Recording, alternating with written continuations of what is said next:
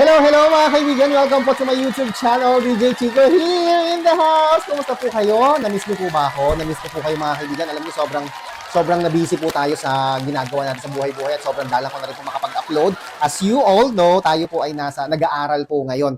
Wala nga tayong ibang source of income kundi mag-aral na mag-aral at saka itong YouTube channel. Kaya naman very thankful po ako, ladies and gentlemen, sa lahat ng mga nagsusubscribe sa aking channel. Yung inyo pong panonood sa aking channel ay it means a lot to me, no? Napakalaking tulong po yan, napakalaking bagay po, no? So ngayon sa video ito, wala tayong ibang gagawin kundi magkwentuhan lang, no? Okay lang po ba sa inyo kung kayo man po ay nasa ampanig ng Pilipinas? Kumusta po kayo? Nasa Luzon ba kayo? Visayas, Mindanao? Paki-comment down below kung saan po kayo nanonood sa mga oras na ito para sa susunod na video natin ay ma-shout out naman po namin kayo. Ano po? At kung nasa ibang bansa naman po kayo, lalong-lalo na yung mga kababayan natin sa Hong Kong. Hello po sa inyo mga kababayan natin sa Hong Kong, no? At kung nasa Hong Kong kayo, please comment down below para ma-push ang shout out sa inyong lahat, ladies and gentlemen. Alam mo, napunta ako dyan sa Hong Kong. Napakaganda talaga ng lugar ng Hong Kong ngayon. At ang daming Pilipino, no? Kaya hello sa inyo, mabuhay po kayo dyan. Yung mga nasa ibang lugar pa, sa ibang bansa, kung kayo po ay nanonood, please comment down below. Pa-comment naman po, mga kaibigan, kung saan bansa kayo naroon sa mga oras na ito.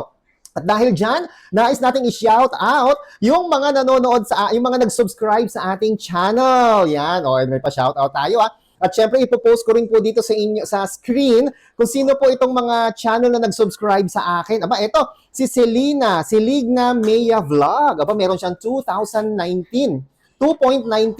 K subscribers. Ba, ang dami mong subscribers Ito naman si Sigra Vlog TV. Ayan, hello sa'yo. Shout out, meron siyang 110 subscribers. Shout out din kay Mags Adventures. Yan, meron siyang 856. Naku, konti na lang, Mags. Magwa 1,000 subscribers ka na. At kay Jorel Ignacio, ito, viewer lang to, wala siyang subscriber. Si Yasanan TV, hello sa'yo, shout out. 1.78K subscriber. Naku, kumikita na si Yasanan TV. Hello, shout out sa'yo. Si Algermay Gargar, hello. Salamat sa pag-subscribe kay Mel Adventures Vlog. Iba pa yung Mags Adventure. Ito naman, Mel's Adventures Vlog. Shout out din sa'yo. Kay Wexter De La Cruz, Eli Pandoma, magandang araw sa inyo. Kay Nyar TV. This month of October lang yan ng mga nagpag-subscribe. Maraming salamat po. Kay Ralph Lawrence, noong October 3. Ralph Lawrence Montino, shout out sa'yo. Kay Kuya Vergs Vlog. Ba, may 628 subscriber na si Kuya Vergs, Malapit ka na rin ma-monetize niyan. Kay Kurt at kay Road Moto Vlogs. Kay Keiko 1806, Mama Kim's Vlog, hello, shout out sa inyo. Kay Shirley Sabaliero, yan, mag-subscribe na kayo sa kanilang mga channel. Maki Tomato, 20 subscribers. Kay Bill Drummer TV, 23 subscribers. At kay Marjorie Malanum, hello sa inyo, shout out po sa inyo. Kumusta po kayong lahat mga kaibigan? Mag-subscribe na kayo sa channel nila, nandyan sa screen yung kanilang mga channel, no? Suportahan natin yung mga kapatid natin na content creator din po, yung mga nagsisimula. Maraming salamat po sa inyo. Alam niyo recently, no? Syempre pag nagkakaedad ka na, malaking bagay po yung naaalagaan po natin yung ating mga kalusugan, di po ba? Habang umiedad tayo, nararamdaman na natin yung sakit ng likod natin, di ba? Ako din, masakit din po yung likod kong ganyan alam niyo ba? Nakwento ko sa inyo, di ba? Na-diagnose po ako ng merong kidney stones. Akala ko sakit lang ng likod yung basta-basta, yung makirot yung likod mong ganyan, lalo na pag hihiga ka sa gabi. Yung para bang hinahanap mo yung pwesto ng likuran mo, no? Hinahanap mo ganyan yung pwesto ng likod mo, di mo mahanap hanggang sa makakatulog ka na lang na makirot yung likod. Paantukin ka na lang hanggang sa makakatulugan mo na siya. Dumating po yung time na halos every week kung lagnatin po ako. Sabi ko, mahina na kaya resistensya ko. Yun pala, ladies and gentlemen, meron na pala akong bato sa bato. No, nagpa-check up po ako, kinunan ako ng dugo. Tapos kinunan din ako ng urine samples, no? Ng urinalysis, chinek doon, nakita po sa akin urine samples na marami po akong dugo sa ihi. Dugo sa ihi. At doon po nila nalaman na meron merong pagdurugo sa ihi. Alam niyo, ihi ko, pag nakita mo, parang common ihi, no, na yellow, gano'n, na amber yellow, gano'n yung kulay niya. Hindi mo isipin na may dugo, hindi siya literal na blood talaga yung nasa ihi. Nung tinignan na po sa microscope, may mga red blood cells, no? Nakita doon na may mga red blood cells. Tapos doon na po, ni-request ng doctor, ng physician, na mag-undergo po ako sa KUB. Ano yung KUB? Kidney Urinary Bladder Ultrasound. KUB Ultrasound. So nagpa-KUB po ako, yun, nakita ng doktor no, na meron ng ang puti-puti, no? Puti-puti mga bato po 'yun dito sa aking kidney, right kidney po dito sa right kidney. Akala ko yung kidney nasa lower back, hindi pala nandito pala yung kidney natin, no? Gitna, kalagitnaan niyan dito po. Diyan yung aking kidney. Nakita nga po doon na too many to mention yung aking mga dugo. Kaya antimano, sabi ng doktor, niresetahan niya ako ng potassium citrate, no? Tapos niresetahan din niya ako ng sambong. Para saan yung mga yon? Yung basically yung sambong para po pang lusaw ng kidney stones. Yun talaga yung purpose nun. 500 milligram nun, niresetahan niya ako. At saka yung potassium citrate, no? Kailangan may reseta ka nun eh. Pero itong sambong, ito po guys, siguro more than a year. Alam niyo ba, 1 month ko palang tinitake yung sambong nun. 3 times a day after meal. Uminom na ako ngayon kanina. 3 times a day after meal, ang kapalit lang nito na pag-inom, dapat more water kung iinom ka. Hindi yung more water na 1 litro, isang laklakan na ganun, hindi ganun. Ang pag-inom po, more frequent. Kumbaga, isang baso every 30 minutes or every 1 hour, no? Inom ka ng inom talaga ng tubig kasi ito po'y pampaihi, diuretic po siya mga kaibigan. So, detox, no? Dinidetox po niya mga kaibigan yung ating kidney, yung mga kasi yung bato ko po nasa 2 mm lang, no? Maliit lang naman siya. Kaya siyang makuha sa gamot, no? Alam niyo ba, a month lang ng medication ko, kahit papaano naibsan po yung pananakit ng likod ko. Tapos mararamdaman mo na yung pag-ihi mo, medyo parang may mga kasamang mga bato-batong maliliit. Hindi naman bato nararamdaman mo, nararamdaman parang may gumuguhit sa pag-ihi mo na medyo masakit ng konti. Yun na pala yun. Unti-unti na ilalabas na po yung mga maliliit na pinong-pinong mga bato, parang kasi laki lang po siya ng asin, no? Ganon yung iodized salt. Malaki ng konti sa iodized salt. Ilalabas mo na siya. Kaya, alam nyo ba, ginawa ko na siya, kasi since natural naman siya at organic, no? At wala naman nakalagay na no approved, meron, no approved therapeutic claim, pero recommended po siya as diuretic itong sambong na ito. Ang laking tulong po nito mga kaibigan, yung pag-inom ng sambong. Yung biyenan ko, pinaglalaga pa ako ng sambong, kaya lang, ang hassle kasi guys, na naglalaga ka ng sambong every day, di ba? Kung meron kayong sambong sa bahay, mas maganda. Kaya lang hindi consistent yung dosage, di ba? Importante na consistent po yung dosage kasi nun. So 500 mg umaga, tanghali, gabi. Umiinom po ako niyan. Tuwing pagkatapos kumain, tapos kasabayan ng dalasan ng pag-inom ng tubig, 1 glass every hour. Inom ka ng inom ng tubig kasi ihi ka rin naman ng ihi. So yun po yung ginagawa nito. Tapos apparently, nalaman ko na ang dami palang benepisyo nito mga kaibigan, no? Tignan mo ha, bukod sa nagpo-promote siya ng diuresis kung saan na umi-increase po yung pag-ihi natin, natatanggal din po yung mga bato natin sa bato. Lalo na po kung halimbawa mahilig kayong kumain ng maaalat, mahilig kayo sa ramen, sa lugaw, sa pares, mahilig kayo sa chichirya, mahilig kayo sa hotdog, sa fast food. Naku po, napakaalat niyang mga yan. Mahilig ba kayo magpatisaw-sawan? Naku po mga kaibigan, candidate kayo sa pagkakaroon ng kidney stones. Kaya ngayon, kahit na kumakain ako ng mga salty, syempre di mo naman maiwasan dahil masarap, hinahanap-hanap po mga kaibigan, di ba? Alimbawa, yung asin, di ba? O kaya kumain ka ng mangga, di ba? Ang sarap ng may alamang, di ba? O kaya kumakain ka ng instant noodles, di ba? Ang sarap din ng mga yon, paminsan-minsan. Hindi mo maiwasan na walang asin dahil halos lahat ng kinakain natin everyday, ultimo pandesal, merong asin. Kaya malaking tulong po sa akin itong pag-inom ng sambong na ito, no? Mura nga lang ito nabili ko no? Yan, kung kaya nyo nga po maglaga sa bahay, maglaga po kayo. Kaya lang sa part ko, sa akin po, hindi siya convenient dahil nag-aaral po ako, tapos wala namang maglalaga, tsaka hindi naman available yung dahon ng sambong everywhere, di ba? So, ang maganda pa nito, alam nyo po ba, nare-relieve din pala nito yung hypertension. Pag meron kang hypertension, it's a good relief. No? Kumbaga nakakatulong siya para i-normalize po yung ating hypertension o yung high blood po natin. Hindi po siya gamot sa high blood. Nano-normalize lang niya.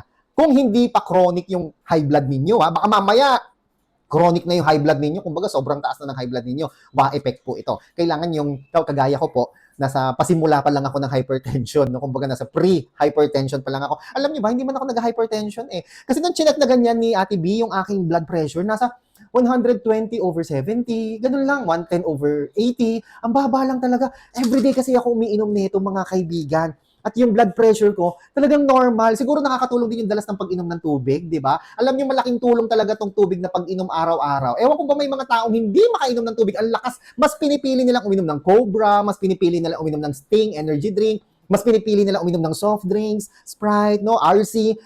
Tapos isang basong tubig, hirap na hirap silang uminom, no? Alam niyo ba mga kaibigan, kapag yung inyong kidney ay totally naging dysfunctional na, no, sira na, pagka may kidney disease na kayo, yung dinadialysis na kayo, nako, kahit gusto nyong uminom ng tubig, hindi na po kayo makakainom ng tubig, no? Kaya mga kaibigan, habang okay pa po ang inyong mga kidneys, no? Habang wala pang problema, dalas-dalasan nyo po yung pag-inom ng tubig, mga kaibigan. Every hour, 1 glass lang naman, 200 ml. Every hour, may aqua flask ka nga, di ba? May tumbler ka, natatapos yung maghapon, hindi mo nauubos yung tubig sa aqua flask, nako po. So, ayan, sambong. Kung gusto niyo po mag-order ng sambong, no approved therapeutic claim, food supplement po siya, organic po siya. Kung kayo'y mahilig sa maalat, maganda po na mag-maintain na po kayo nito at least once a day, no? Pero ang pinakamaganda pa rin, mag-consult kayo sa inyong mga physician. Pero ako, sa case ko po, na mahilig sa mga maalat, favorite ko yan. Dahil alam niyo naman, ang nanay ko, tindera ng patis, tindera din ng asin, di ba? At meron kaming lahi ng mga kidney stones, no? Maganda po, makakatulong po yung pag-inom nito everyday. Para sa inyo din po yan, mga kaibigan. Ako, sinishare ko na rin ito sa mga kaklase ko sa school na alam ko na mahilig din sa maalat kasi makakatulong po siya. Yun nga lang, sabi ko nga, kailangan dalasan po natin ang pag-inom ng water. Water pa din talaga. Okay lang uminom ng buko juice, no? Pero at the end of the day, water pa din talaga. Sabihin nyo nga, water. Type down, comment down below, water, sambong. Gusto niyo mag-order nito, ilalagay ko yung link ng mga legit sambong na suppliers, no? Marami dyan, pero ilalagay ko yung link. Kung gusto niyo mag-order, i-click nyo lang po yung link na nandyan sa video na to, nandyan sa baba. I-click nyo yan, mag-order na kayo ngayon, ha? Sambong para sa inyo everyday. Mura lang po yan, afford na afford nyo po yan. At ngayon, isa pa, nag-order din ako nito po, itong psyllium fiber. Ito pong psyllium fiber, ito pang detox ng ating kidney. Ito naman po, food supplement din siya, pang detox naman ng ating colon. My goodness, ang dami mong kinakain everyday, no? Kaya makakatulong po ang pag-inom ng pagkain ng fiber, 'di ba? Yung fiber po, usually nakukuha po 'yan saan? Sa mga halaman. Sa mga gulay, halaman talaga. Sa mga gulay, mahilig ka ba sa gulay? Sa mga herbs, yan. Ano yung mga usually gulay na mayaman ng fiber? Ano yun? Halimbawa, yung mga pechay, green leafy vegetables, di ba? Mayaman yan sa fiber. Yung mga kalabasa, di ba? Actually, lahat ng gulay at prutas ng mga organic, mayaman po yan sa fiber. Ang pineapple, di ba? Mayaman po yan sa fiber. Lahat ng prutas at gulay ng mga organic, napakaganda po yan everyday. Kaya lang, kayo ba everyday nakakakain ng gulay? Mahilig ba kayo sa gulay kumain? Hindi rin, di ba? Mas madalas pa nga kayo kumain ng mga junk foods kaysa kumain ng gulay, di ba? Mas madalas pa kayo kumain ng seafood kaysa sa mga gulay, di ba? Kaya mga kaibigan, kung hindi kayo mahilig kumain ng gulay, endangered po ang ating mga colon. Yung nanay ko po, nagkaroon siya ng colon cancer stage 3. Hindi ko sinasabing hindi siya mahilig sa gulay, pero isa po yun sa mga pwedeng maging sakit kapag ang ating colon po ay hindi nalilinis ng fiber. 'Di ba? So ito po, nag-order ako ng psyllium fiber, no? Tapos ito po ay psyllium fiber capsules, no approved therapeutic claim din po siya, organic din po ito mga kaibigan. Direction, take 5 capsules o 5 capsules pa to, oh. Take 5 capsules twice a day. Drink an extra glass of water soon after. Drink 6 to 8 glasses of water a day. Regular daily intake of psyllium fiber is recommended. Vitamin and mineral supplements should be taken 2 to 3 hours before intake of psyllium fiber. Yon. So, kaya hindi ko siya pinagsabay. Nauna ko na tong ininom kanina. At mamaya ay iinumin ko naman po itong psyllium fiber. Actually, pwede ko na siyang inumin kasi meron ng 1 hour vitamin and mineral supplements. Ay, ito hindi naman to mineral at hindi rin naman to vitamin. Ano lang naman to, food supplement lang naman siya. So ngayon, magti-take tayo. Sabi po, ang recommended dosage, take 5 capsules twice a day. So, twice a day. 5 capsules twice a day. 5 sa umaga, tsaka 5 sa gabi. Ganun. So, magti-take na po tayo ngayon ng psyllium fiber. Yan, kung gusto niyo po ngayon pa lang ako, actually, take na ako dati nito, yung powder, yung tinitimpla. Kaya lang hirap inumin. Yung tinitimpla, ang hirap po inumin kasi nga buo-buo siya. Alam mo, parang umiinom ka ng ng katas ng okra. Ang hirap lunukin, di ba? Yun, ganun po siya. So, ito po yung psyllium fiber. Ino-open na natin, mga kaibigan.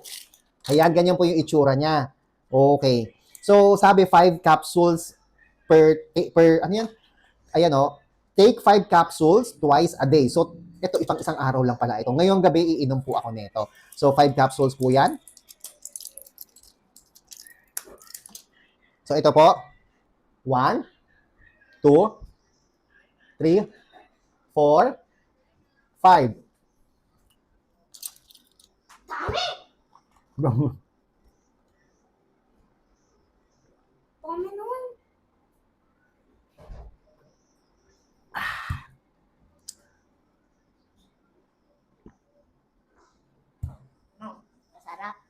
psyllium fiber. Very good sa ating tummy, okay? So kung gusto niyo po mag-order nito, kung mahilig din kayo sa junk food at hindi kayo mahilig kumain ng gulay, very good po ito sa inyong mga colon. Magsi-order na po kayo mga kaibigan. Andyan po yung link sa baba kung gusto po ninyo mag-order, ha? Yan po ang psyllium fiber, original, legit po iyan. Okay, so yun lamang po muna for today's video mga kaibigan. Kung nagustuhan nyo po yung mga video na yan, please comment down below. Mag-order na kayo, update ko kayo ha kung ano yung effect nito sa akin. Ang pag-take natin ng psyllium fiber. Busog kagad ako, di ba? Basta ang sikreto, more water, okay? Pero wag naman yung isang ganito, isang biglaan. Wag yung bibiglain yung katawan ninyo sa water, okay? Kung meron kayong katanungan, please comment down below. Babasahin natin yan. Mag-subscribe na rin po kayo sa ating channel para ma-shoutout din po kayo. Okay po? Maraming salamat. Ako po si Chico. Enjoy the rest of the day and God bless po. Bye-bye! Stop na.